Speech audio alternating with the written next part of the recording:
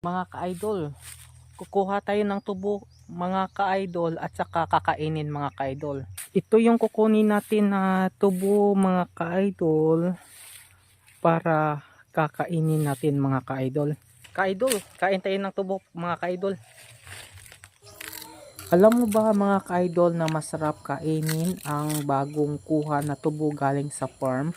Kasi matamis-tamis ito at maraming katas. Kapag kumain ka ng tubo at saka kukunin mo yung katas galing sa laman nito, napakasarap mga ka-idol. Alam mo ba mga ka-idol, ang tubo ay ginagawa nating asukal sapagkat ito yung pangunahin natin na ginagamit sa paggawa ng asukal mga ka-idol. Pero matagal itong ma-harvest mga ka-idol. Kailangan mo pa magtanim nito at saka maghintay ng 1 taon bago mo ito ma-harvest ang tubo mga ka-idol. Napakatagal siya mga ka-idol bago mo siya ma-harvest.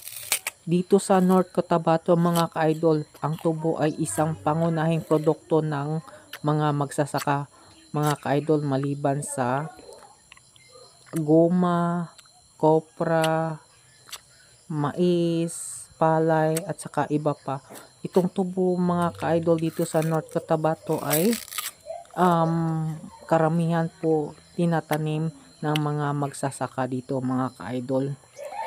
Mahirap talaga maging magsasaka mga ka-idol ng tubo kasi napakatagal bago siya ma-harvest.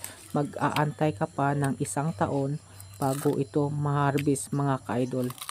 Napakasarap mabuhay dito sa probinsya mga ka-idol kasi kapag merong tanim yung kapitbahay mo, pwede mong hingiin at saka pwede kang kumain katulad ng prutas, gulay at iba pa na pwede nating kainin mga ka-idol.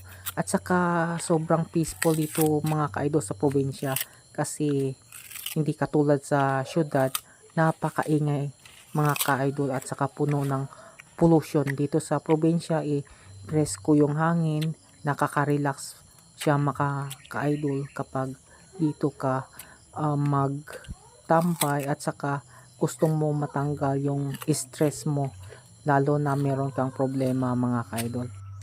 Kaway-kaway dyan sa naninirahan ngayon sa syudad na nakatikim ng tubo na fresh na galing sa farm mga ka-idol. Talagang masasabi natin na napakasarap ng tubo na galing sa farm na fresh mga ka-idol.